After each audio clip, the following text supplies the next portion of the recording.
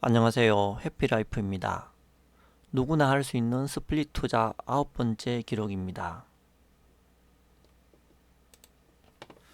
스플릿 투자에 대한 기본 개념입니다. 시간 관계상 이 부분은 생략하도록 하겠습니다. 세부 내용은 스플릿 투자 1편을 참고하시기 바랍니다. 현재 상황입니다. 계좌일의 현재 상황을 보시면 위에 10종목을 제가 보유를 하고 있고 아래에 있는 5종목은 보초병으로 극소량만 제가 사서 보유하고 있는 종목입니다. 종목별 상황을 보시면 지난번 기록에서 지금 기록까지 사이에 약 900만원을 추가 매수를 하였습니다. 강원랜드를 제가 많이 추가를 매수하여 이 금액과 비중이 많이 높아졌고요. 삼성 엔지니어링과 CGV도 소량으로 추가 매수를 하였습니다. 그리고 동국제약과 아미코젠에 대해서 신규 매수를 하였습니다. 그리고 대륙제과는 지난번에 너무 빨리 매도를 했다고 생각이 들어서 다시 재매수를 조금 하였습니다. 그리고 코롱 인도 우선주는 3분의 2를 매도를 했습니다. 그리고 3분의 1만 현재 보유를 하고 있는 상황입니다. 계좌 이의 상황을 보시면 현재 2개 종목을 보유하고 있습니다. 셀바이오텍은 처음에 128주를 제가 보유를 하고 있다가 6% 이상 상승하는 바람에 일단 약 절반인 60주를 매도를 하였습니다. 6% 이상 상승할 때 매도하는 전략이지만 당일날 급등을 하여 실제 손익률은 11% 이상을 달성하였습니다. 그리고 에코마케팅은 4분기에 실적이 좋지 않아서 제가 기준율을 15%로 정했습니다. 그래서 계좌 1에서 15% 이상 하락하여 계좌 2에서 20주를 매수를 하였습니다. 종목별 매도 확정 손익을 보여주는 내용입니다. HTS에 조회를 하니까 이런 정보가 제공이 되어서 1월 1일부터 5월 12일까지 제가 조회를 하였습니다. 종목별로 매도한 기준으로 집계된 내용입니다. 여기 보시면 다른 종목들은 다 수익을 냈지만 이렇게 3개 종목은 제가 손실 처리를 하였습니다. 동아화성 같은 경우에는 너무 고점에 매수했다는 생각이 들었고 수익을 내려면 너무 장기간 기다려야 된다는 생각이 들어서 이 손실 처리를 하고 빠져나왔습니다. 그러니까 종목 선정 실패인 것이죠. 그리고 ENF 테크놀로지도 너무 고점에 매수했고 이 반도체 관련 종목 중에서도 종목 선정을 잘못했다는 생각이 들어서 손실 처리를 하고 빠져나왔습니다.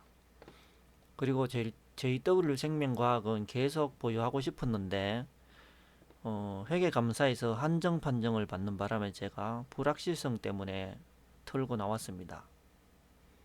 이 현재 주가를 보시면 제가 매도했을 때 가격하고 현재 주가를 보시면 이 주가 차이가 있습니다. 이렇게 검정색으로 나타낸 부분은 제가 매도 후에도 주가가 더 상승하여 이렇게 주가 차이가 이렇게 많이 발생한 그런 종목들이고, 파란색 부분은 매도 이후에 조금 하락한 그런 종목입니다.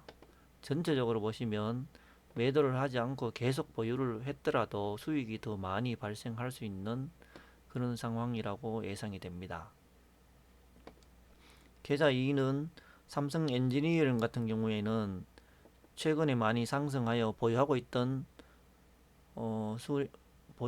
것을 모두 다 매도를 하였고 수익률은 이 정도 나왔습니다. 셀바이오텍은 일부 절반은 매도하고 절반만 보유를 하고 있는 상태입니다.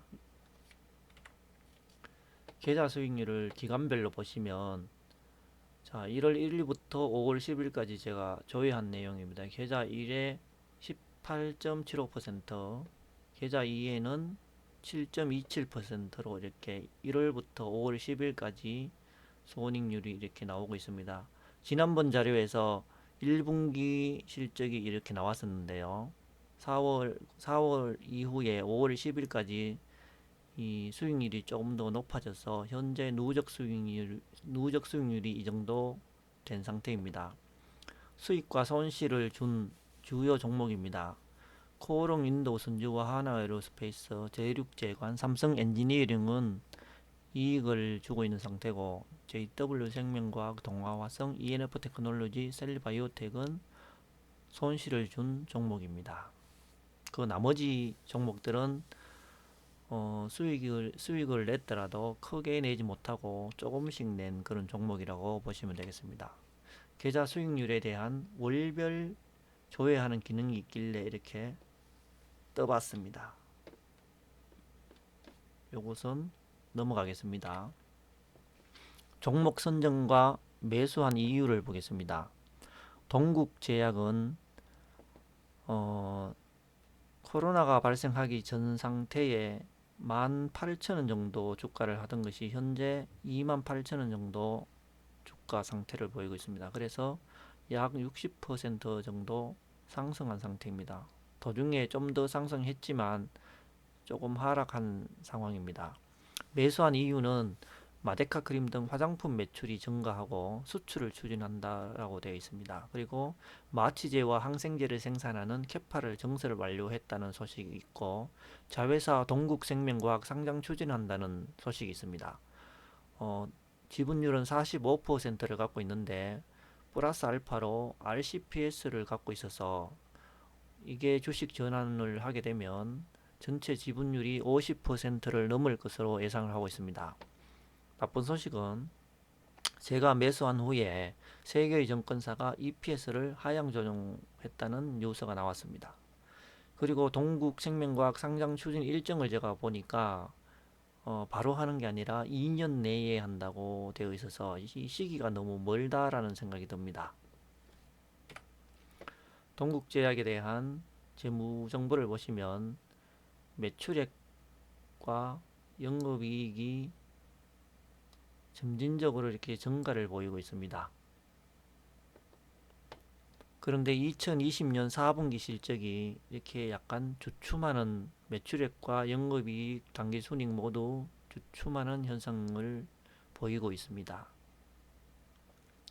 그래서 이 종목 선정을 과연 잘했는지 약간 갈등이 생기는 그런 상황입니다. 현재 시총이 1조 2,300억인데 매출액은 5,600억으로 매출액 대비 시총이 낮다고 볼 수는 없습니다.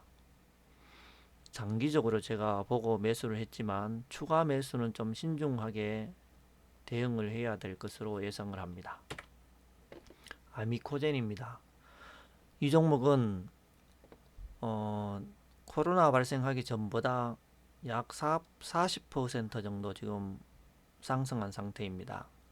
중간에 거의 5만원 가까이 폭등을 했다가 다시 좀 하락한 상태이기 때문에 현재 약 40% 상승 상태라고 볼 수 있습니다.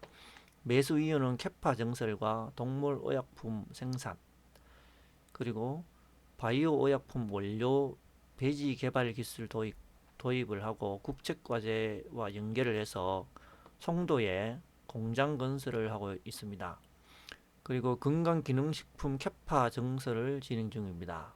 진주의 이 공장 부지 안에 캐파를 증설한다는 소식이 있고요.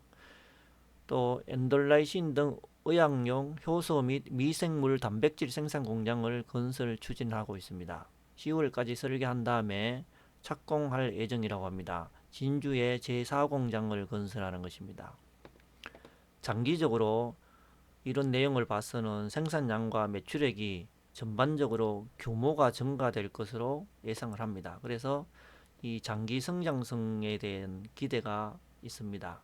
그래서 이 종목은 장기 투자 대상으로 보고 있습니다. 재무정보를 보시면 매출액과 영업이익 등을 보시면 아직까지는 크게 상승하지 못하고 있습니다. 그런데 2021년도에는 좀 많이 상승하는 것으로 이렇게 미래 수익을 이렇게 적어 두었습니다. 현재 시총은 6,765억이고 매출액은 1,700억 정도 되는데요. 시총은 오늘 주가가 좀 상승을 해서 7천억 정도 되는 것으로 알고 있습니다.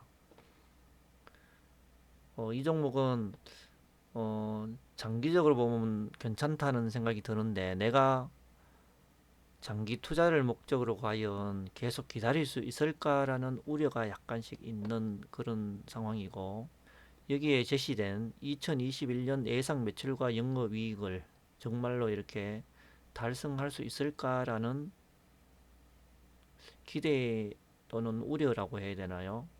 상당히 궁금해지는 그런 상황입니다.